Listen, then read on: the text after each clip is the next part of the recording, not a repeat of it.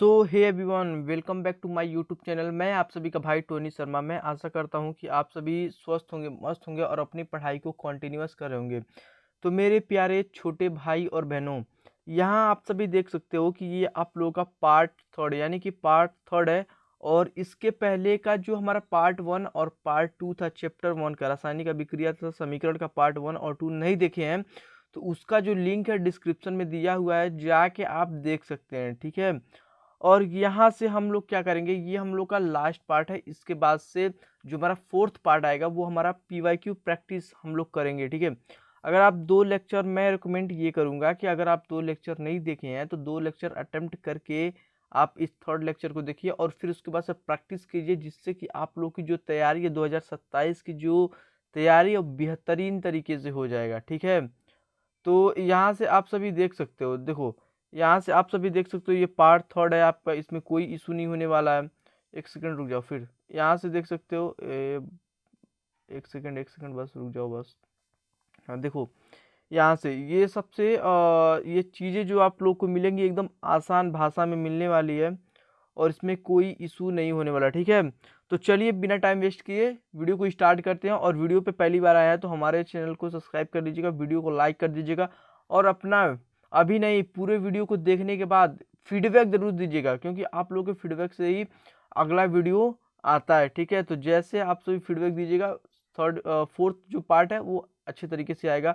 और इसके बाद से आप सभी कमेंट जरूर कीजिएगा कि जो हमारा इसके बाद यानी कि फर्स्ट चैप्टर ये कंप्लीट हो जाएगा तो फिर कौन से कौन सा सब्जेक्ट का फर्स्ट पार्ट यानी फर्स्ट चैप्टर कराया जाए। ठीक है। तो ये आप सभी कमेंट बॉक्स में बताइएगा। ठीक है। आपका मैथमेटिक्स है, हिंदी है, इंग्लिश है और आपका क्या है, आपका सोशल साइंस है। तो इसमें से आप सभी को जो भी चैप्टर फर्स्ट चैप्टर लगता है उसको आप कमेंट कीजिएगा, मैं उसको चैप्टर को कवर कराऊंगा। ठीक है। तो चलिए अपना जो मोटिवेशनल कोर्स है इससे स्टार्ट करते हैं। और यही हम लोग का मोटिवेशनल कोर्स है जहाँ से हम हर एक वीडियो को स्टार्ट करते हैं। संकल्प बैच, यही हमारा मेहनत।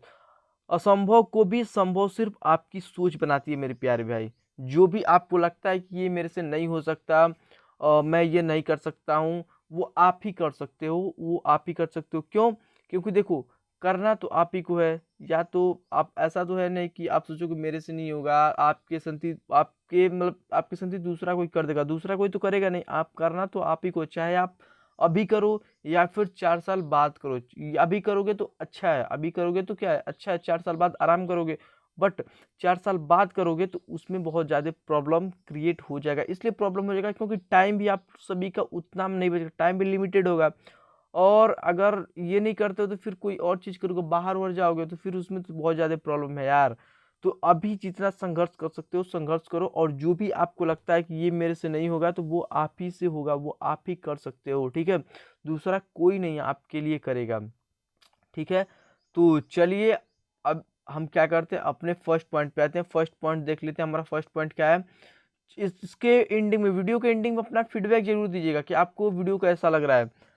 उपचयन अभिक्रिया, ऑक्सीडेशन अभिक्रिया होता है ये उपचयन अभिक्रिया। तो उपचयन अभिक्रिया क्या होता है मेरे प्यारे भाई, जैसा कि आप सभी को नाम से ही पता चल गया, उपचयन यानी कि उपचयन किसी चीजों का क्या कर रहा है, ग्रहण कर रहा है और कोई चीजों का क्या कर रहा है, निष्कासित कर रहा है। ठीक है।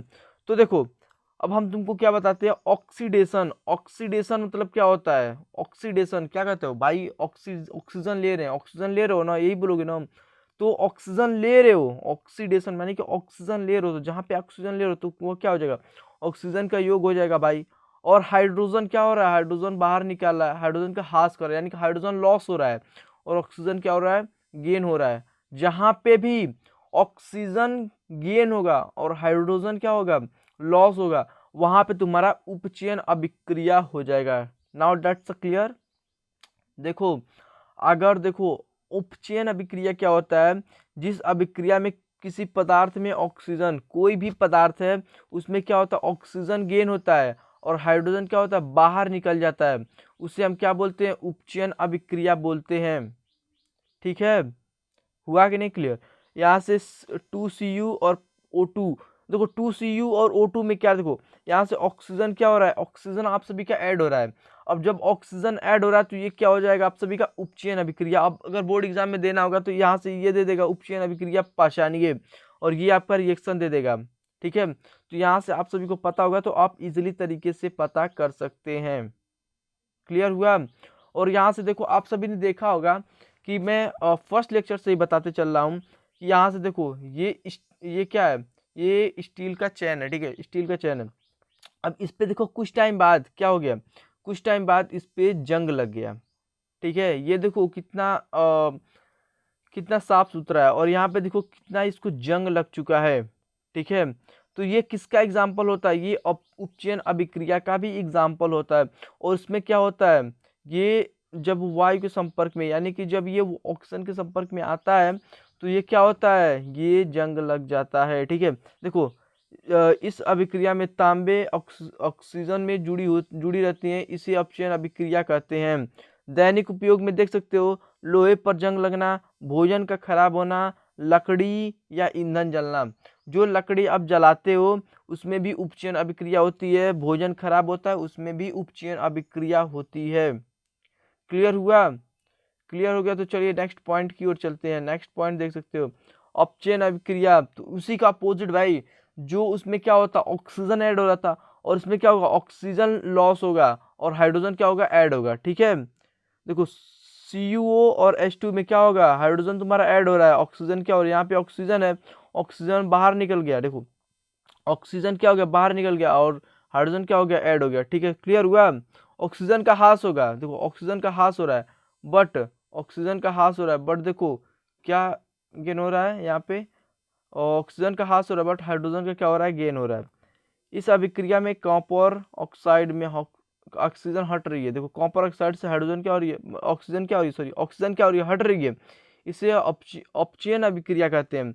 धातुओं को उनके अयस्क से प्राप्त करना, वनस्पति तेल और घी बनाना।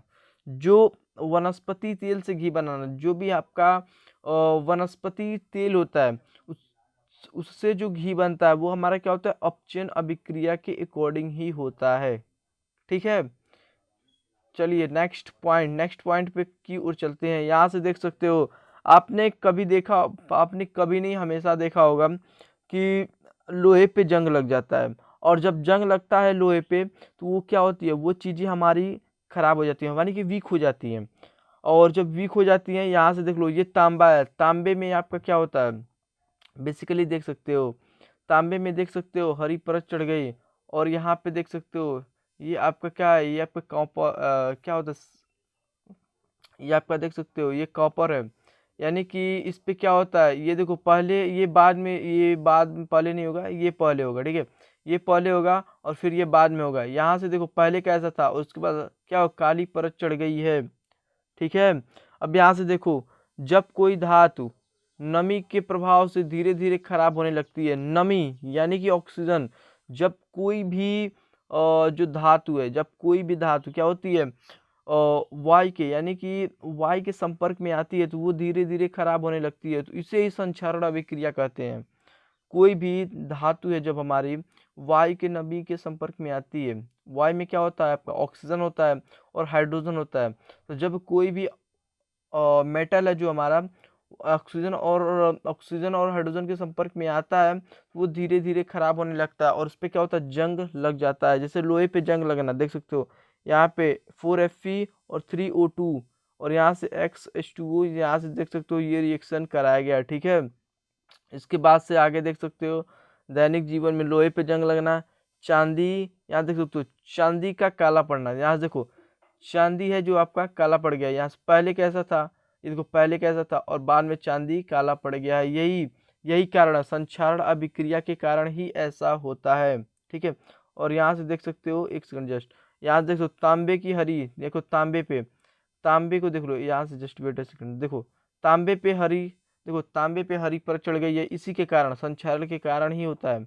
और यहाँ पे देख ही सकते हो इसको। ठीक है, अगर समझ में आ गया तो चलिए और नेक्स्ट पॉइंट को चलते हैं, विकृत गंधिता। देखो विकृत गंधिता क्या होती है आपका, तो विकृत गंधिता को आप एकदम इजीली तरीके से समझ सकते हो। विकृत गंधिता क्या होती है, जब तेल या वसा युक्त पदार्थ वायु के संपर्क में आकर खराब हो जाते हैं और उसमें अजीब टाइप की दुर्गंध आती है। क्या आप कभी देखे हो जो ये खाना है, आप सभी क्या करते हो, जो आपका खाना होता है या फिर दिन का हो या फिर रात का हो, तो आप रात को खाने के बाद क्या करते हो, छोड़ देते हो, उसको रख देते हो, जो भी बचता है उसको रख देते हो। और सुबह में क्या होता है, वो खाने से अजीब टाइप का एक स्मेल आता है कि नहीं आता, वो अजीब टाइप का स्मेल क्या होता है, विकृत गंधता है, यानी कि रेंसिडिटी होता है।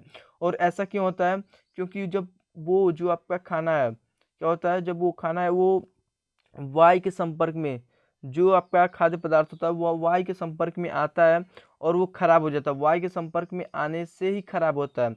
अगर उसको वायु से, यानी कि वायु रोधी में रख दिया जाए, वायु रोधक में रख दिया जाए, तो वो कभी भी क्या होगा, खराब नहीं होगा। जैसे कि आप सभी देखे होंगे, जो रेफ्रिजरेटर यानी कि फ्रिज का यूज किया जाता है, फ्रिज का यूज इसी को खाने को बचाने के लिए किया जाता है।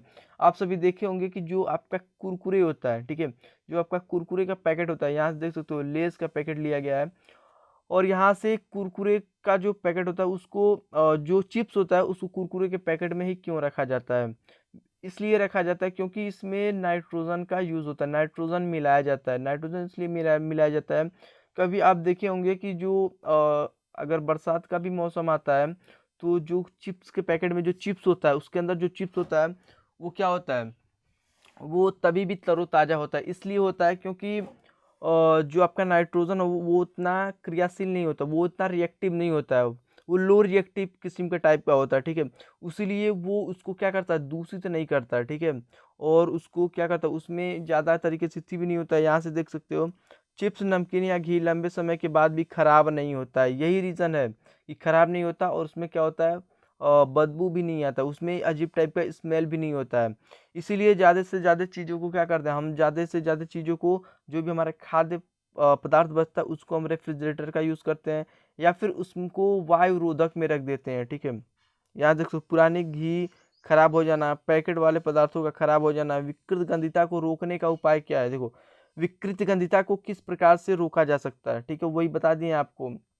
या तो आप रेफ्रिजरेटर यानी कि फ्रिज का यूज़ कर सकते हो, या तो फिर आप किसी पैकेट का यूज़ कर सकते हो। वो पैकेट किस प्रकार का हो, वायु रोधक पैकेट हो, तभी आप उसका यूज़ कर सकते हैं, ठीक है। तो आई होप कि आप सभी को क्लियर हो गया होगा। अगर क्लियर हो गया तो चलिए अपने नेक्स्ट पॉइंट उष्माक्षेपी अभिक्रिया की ओर चलते हैं, एक्सोथर्मिक रिएक्शन। और आई थिंक लगता है कि इसके बाद से एक टॉपिक और है, ठीक है। एक टॉपिक के बाद ये आप सभी का छोटा लेक्चर है, क्योंकि ये आपका थर्ड लेक्चर है और इसमें ज़्यादा चीज़ें बचे नहीं हैं।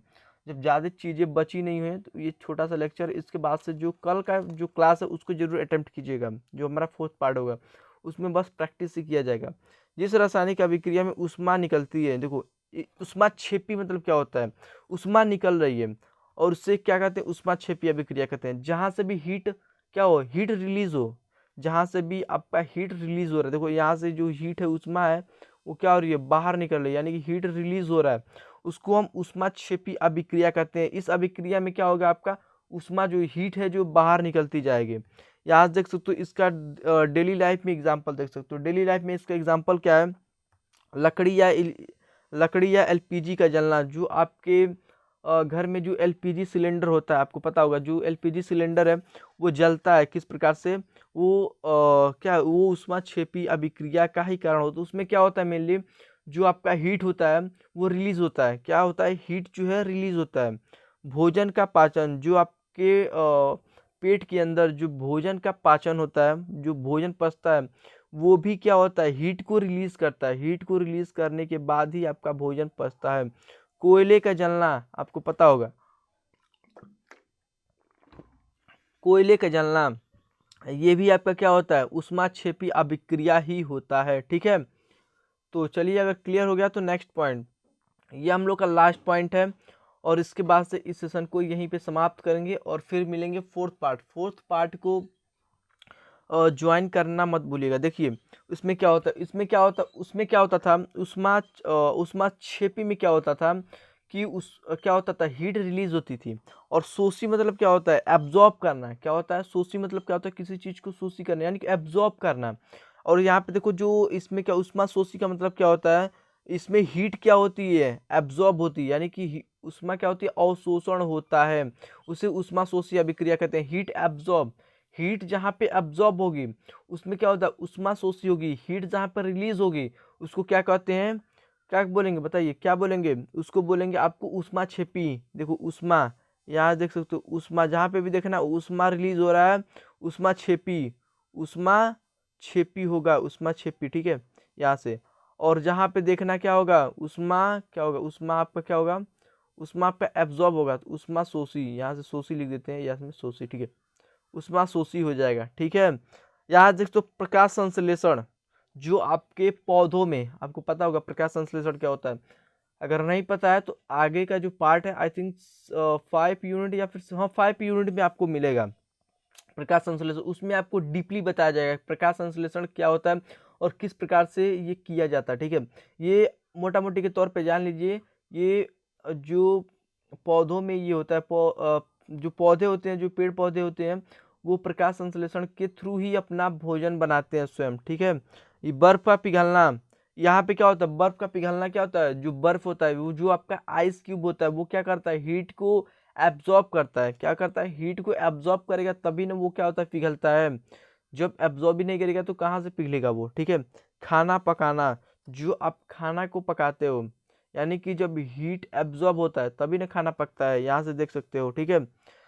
तो आई थिंक कि आपको ये जो लेक्चर है वो समझ में आया होगा, और ये जो सेशन है हमारा यहीं तक था, आप देख सकते हो। फिर इसका ओवरव्यू दे देते हैं क्या क्या आज हम लोग पढ़े हैं। यहाँ देख सकते हो उपचयन अभिक्रिया पढ़ चुके हैं, ऑक्सीडेशन रिएक्शन, जिसमें क्या होता है, ऑक्सीजन का योग होता है और हाइड्रोजन का ह्रास होता है, ठीक है। यहाँ से देख सकते हो लोहे पर जंग लगना, भोजन का खराब होना, लकड़ी या ईंधन का जलना, ये आपका ऑक्सीडेशन ऑक्सीडेशन रिएक्शन का ही एग्जाम्पल होता है। और इसके अगेंस्ट बात करें, यहाँ से देख सकते हो इसके जो अगेंस्ट यानी कि इसके जो अपोजिट में है, वो अपचयन अभिक्रिया है। इसमें क्या होता है, ऑक्सीजन का ह्रास होता है और हाइड्रोजन का क्या होता है, योग होता है, ठीक है। धातुओं और उनके अयस्कों से प्राप्त करना, वनस्पति से तेल घी वनस्पति तेल से क्या होता है, घी को बनाना, ये आपका क्या होता है, अपचयन अभिक्रिया होती है, ठीक है। संक्षारण देख सकते हैं, कोरोजन, इसको इंग्लिश में क्या कहते हैं, कोरोजन। कोरोजन में क्या होता है, जब कोई भी मेटल आपके वायु के यानी कि एयर के संपर्क में, यानी कि एयर के संपर्क में आती है, तो वो चीजें क्या होती है, खराब होने लगती हैं। जैसे कि आप सभी देख सकते हो लोहे पर जंग लगना, जब लोहे पे जंग लगता है तो लोहा क्या हो जाता है, आपका वीक हो जाता है, ठीक है। लोहे क्या हो जाता है, वीक हो जाता है आप सभी का। तांबे, यहाँ देख सकते हो तांबे पे हरी परत चढ़ना, ठीक है। यहाँ से ये एग्जांपल देख ही सकते हो, ठीक है। यहाँ से उसके बाद की बात करें, विकृत गंधिता यानी कि रेंसिडिटी। रेंसिडिटी क्या होता है, कोई भी आपका खाद्य पदार्थ है जो वायु के संपर्क में आता है तो वो क्या हो जाता है, वो दूषित हो जाता है और उसमें अजीब टाइप का एक स्मेल आता है, और वो क्या होता है, उसी प्रक्रिया को हम क्या कहते हैं, विकृत गंधिता कहते हैं। चिप्स, नमकीन या लंबे समय तक खराब होकर बदबू देने वाली चीजें, ठीक है। तो यहाँ से देख सकते हो दैनिक जीवन में इसका एग्जाम्पल दे सकते हो, बासी तेल से बदबू आना, जो बासी तेल होता है उससे आपका अजीब टाइप का एक स्मेल आता है, पुराना घी खराब होना। और यहाँ से देख सकते हो इसको बचाने का जो प्रक्रिया है, आपको रेफ्रिजरेटर और फिर या फिर उसको वायु रोधक चीज़ों में आप ले जाके रख सकते हैं, ठीक है, वो अच्छी तरीके से बना रहेगा। यहाँ से देख सकते हैं जो आपका ये जो पार्ट है, इसमें क्या है, उष्माक्षेपी अभिक्रिया। उष्माक्षेपी में क्या होता है, उष्मा आपका हीट जो होता है रिलीज होता है, इसी के आप क्या कहते हैं, जहाँ पे हीट आपका रिलीज होगा वहाँ पे उष्माक्षेपी अभिक्रिया होगा। एग्जाम्पल यहाँ से देख सकते हैं, CH4 मीथेन और O2 ऑक्सीजन, तो कार्बन डाइऑक्साइड और H2O बन जाएगा और हीट आपका क्या होता है, बाहर निकल जाता है। यहाँ से इसका एग्जाम्पल देख सकते हैं, लकड़ी या LPG का जलना, भोजन का पाचन और कोयले का जलना, ये आपके क्या होता है, उष्माक्षेपी अभिक्रिया होती है, ठीक है। उसके बाद से उष्मा शोषी अभिक्रिया देख सकते हैं। उष्मा शोषी अभिक्रिया में क्या होता है, उष्मा का अवशोषण होता है, क्या होता है, उष्मा का अवशोषण होता है। एक सेकेंड,